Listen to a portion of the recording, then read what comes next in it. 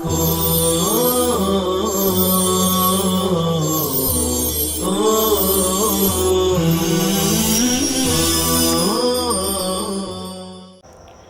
اللہ الرحمن الرحیم۔ السلام علیکم ورحمۃ اللہ وبرکاتہ۔ عزیز طلبہ کرام، الحمدللہ آج ہم 25ویں پارے میں اپنی گفتگو کا آغاز کرنے جا رہے ہیں اور انشاءاللہ مزید یہ آیتیں چلتے رہیں گی۔ قرآن کریم کی آیات ہیں، بسم اللہ الرحمن الرحیم، الیہ یرد علم الساعہ وما تخرج من ثمرات من اکمامها وما تحمل من انثى ولا تضع الا بعلمه۔ یہ قرآن کریم کی آیات اکمام، اکم کی جمع اکمام، اس کے معنی وہ غلاف جو کلی یا پھل پر لپٹا ہوا ہوتا ہے، اور آذن فلان خبر کرنا، آذناک ای اخبرناک، آذناک قالوا آذناک ما منا من شہید، تو آذن خبر کرنا، آگاہ کرنا، اور آذناک میں ضمیر متکلم ہے اور کاف ضمیر حاضر، ہم نے آپ کو کہہ سنایا، آگاہ کر دیا، خبر کر دیا، اور محیص ظرف مکار پناہ کے معنی میں۔ قرآن کریم کی آیات ہیں، الیہ یرد علم الساعہ۔ دیکھیے، نیکی بدی کا پورا بدلہ کل قیامت کے دن ملے گا، اس لیے منکرین پوچھتے تھے کہ قیامت کب آئیں گی۔ اللہ تعالیٰ نے اس کا جواب نیچے کی آیتوں میں دیا، چونکہ جواب کوئی نہیں دے سکتا،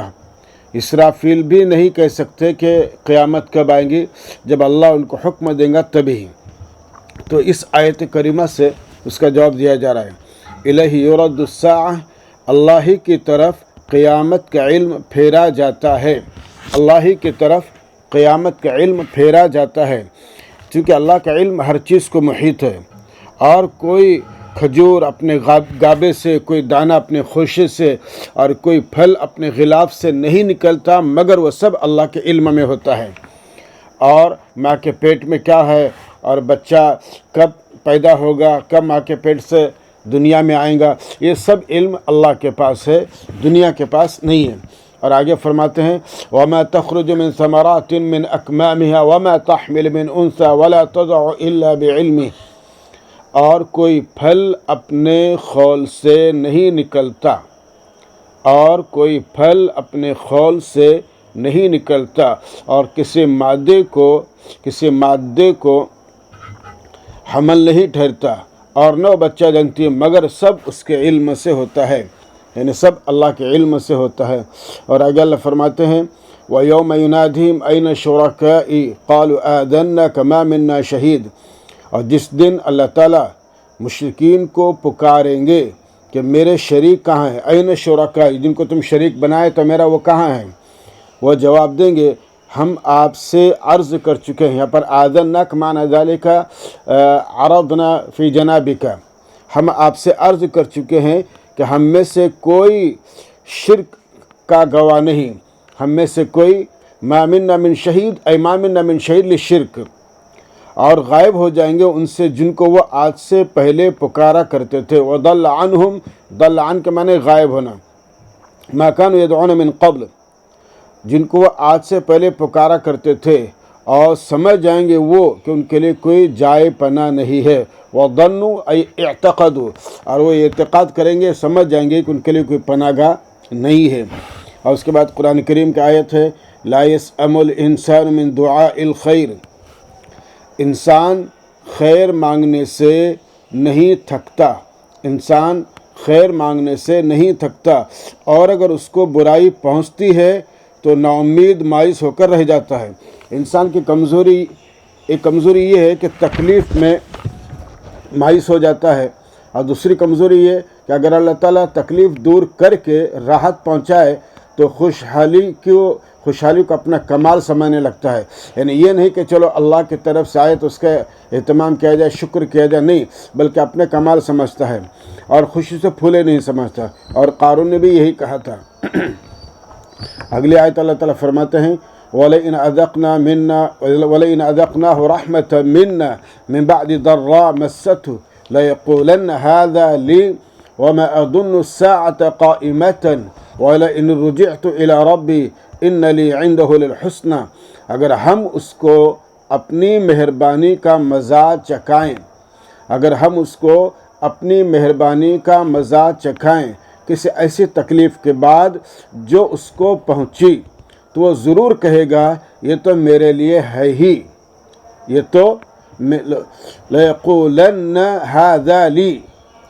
ضرور کہیں گا کہ یہ تو میرے لیے ہے ہی، یعنی میری ہنرمندی کی وجہ سے ہے اور مجھے ملنا ہی تھا، اور میں قیامت کو آنے والا خیال نہیں کرتا، وَمَا أَظُنُّ السَّاعَةَ قَائِمَةً، اور میں نہیں گمان کرتا، نہیں خیال کرتا کہ قیامت آئے گی، اور میں قیامت کو آنے والا خیال نہیں کرتا، اور اگر میں بالفرض میرے رب کی طرف لوٹایا گیا، اور اگر بالفرض وَلَئِن رُجِعْتُ إِلَىٰ رَبِّي، اور اگر میں بالفرض میرے رب کی طرف لوٹایا گیا تو ضرور میرے لیے اس کے پاس بہتری ہوں گی، إِنَّ لِي عِنْدَهُ لَلْحُسْنَى، یعنی جو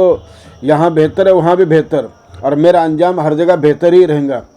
مجھے ہر جگہ پر عائش کوشی ہی ملیں گی، یہ اس کا اپنے بندے کا گمان، اور یعنی خوش فہمی، کافر ہمیشہ خوش فہمی میں رکھتا ہے اور اسی اعتبار سے مزے اڑاتا ہے کہ مجھے وہاں بھی یہی مزے ملیں گے۔ اللہ تعالیٰ فرماتے ہیں فَلَنُنَبِّئَنَّ الَّذِينَ كَفَرُوا بِمَا عَمِلُوا، پس ہم ضرور بتلائیں گے ان لوگوں کو جنہوں نے انکار کیا، پس ہم ضرور بتلائیں گے ان لوگوں کو جنہوں نے انکار کیا ان کے وہ کام جو انہوں نے کیے ہیں، بما عملوا، اور ہم ضرور ان کو سخت عذاب کا مزہ چکھائیں گے، وَلَنُذِيقَنَّهُمْ مِنْ عَذَابٍ غَلِيظٍ، غلیظ غلظ ہے سخت کے معنی میں، اور ہم ضرور ان کو سخت عذاب کا مزہ چکھائیں گے۔ اور آگے اللہ تعالیٰ فرماتے ہیں وَإِذَا أَنْعَمْنَا عَلَى الْإِنسَانِ أَعْرَضَ وَنَأَى بِجَانِبِهِ، نأى کے معنی دور ہونا، اور جب ہم انسان کو نعمت عطا کرتے ہیں تو وہ منہ موڑتا ہے، اعرض منہ موڑتا ہے اور پہلو تہی کرتا ہے، وَنَأَى بِجَانِبِهِ أي بعد في جانب آخر، اور پہلو تہی کرتا ہے، وَإِذَا مَسَّهُ الشَّرُّ فَذُو دُعَاءٍ عَرِيضٍ، اور جب اس کو تکلیف پہنچتی ہے تو لمبی چوڑی دعاؤں میں لگ جاتا ہے، فَذُو دُعَاءٍ عَرِيضٍ، یہ انسان کی کمزوریاں ہیں اور اپنی کمزوری کو وہ اپنا ہنر سمجھنے لگتا ہے۔ قرآن کریم آگے فرماتے ہیں قُلْ أَرَأَيْتُمْ إِنْ كَانَ مِنْ عِنْدِ اللَّهِ ثُمَّ كَفَرْتُمْ بِهِ مَنْ أَضَلُّ مِمَّنْ هُوَ فِي شِقَاقٍ بَعِيدٍ، آپ پوچھئے بتلاؤ اگر قرآن اللہ کے پاس سے ہو، جیسا کہ واقعتاً اللہ ہی کے پاس سے ہے،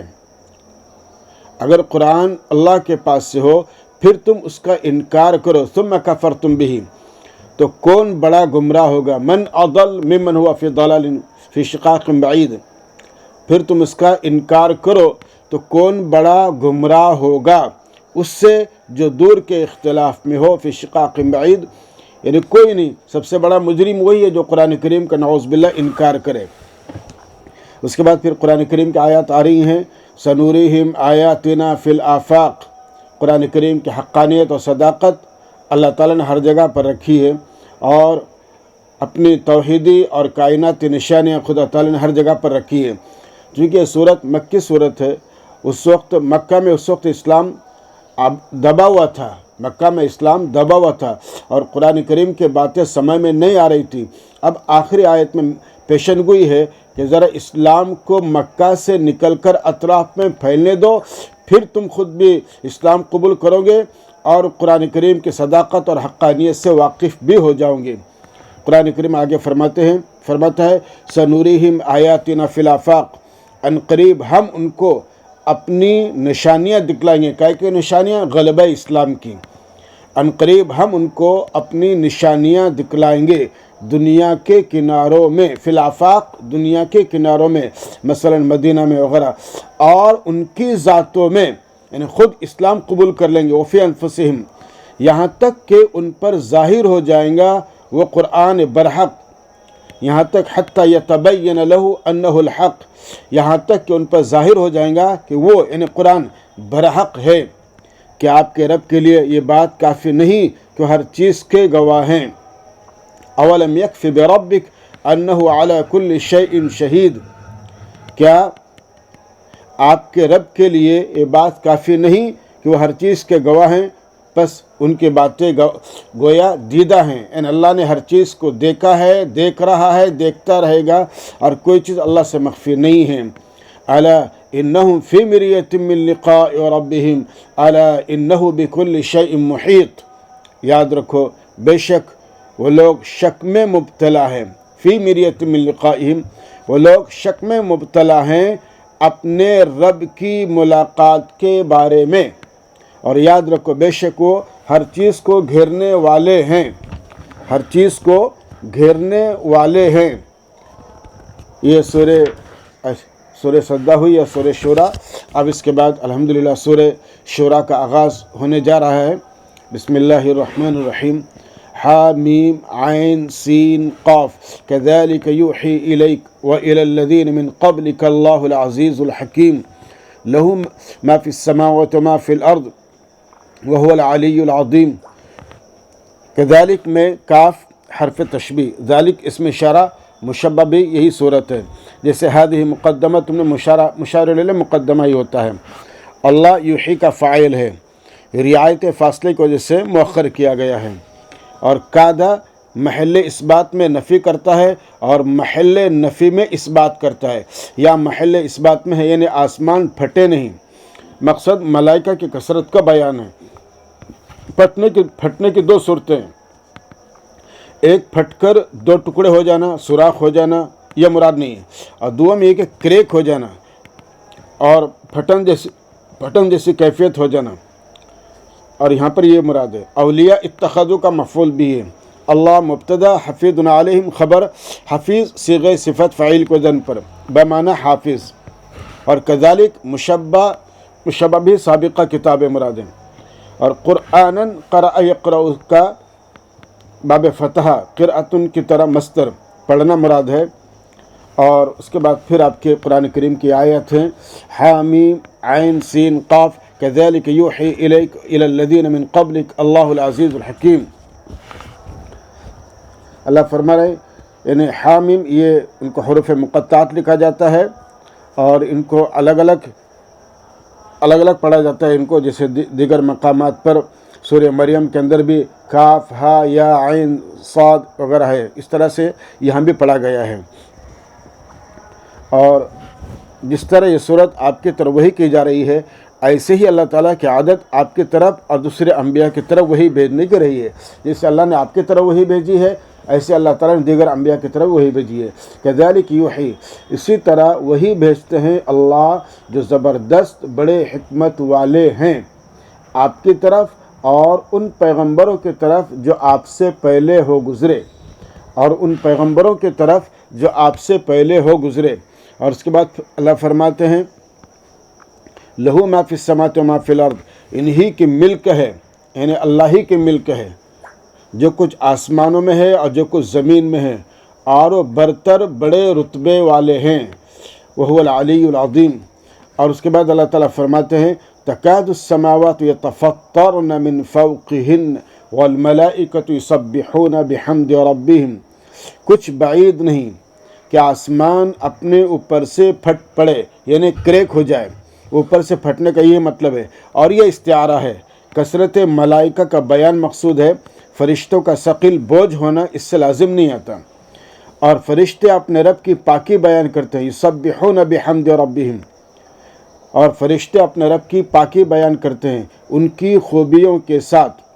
اور ان لوگوں کے لیے جو زمین میں استغفار کرتے ہیں، وَيَسْتَغْفِرُونَ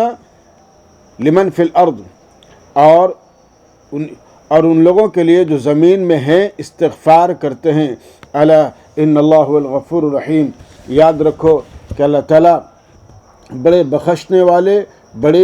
بڑی مہربانی کرنے والے ہیں، بے شک اللہ تعالیٰ بڑے بخشنے والے، بڑی مہربانی کرنے والے ہیں۔ اور اس کے بعد کی ایک آیت ہے کہ وَالَّذِينَ اتَّخَذُوا مِن دُونِهِ أَوْلِيَاءَ اللَّهُ حَفِيظٌ عَلَيْهِمْ،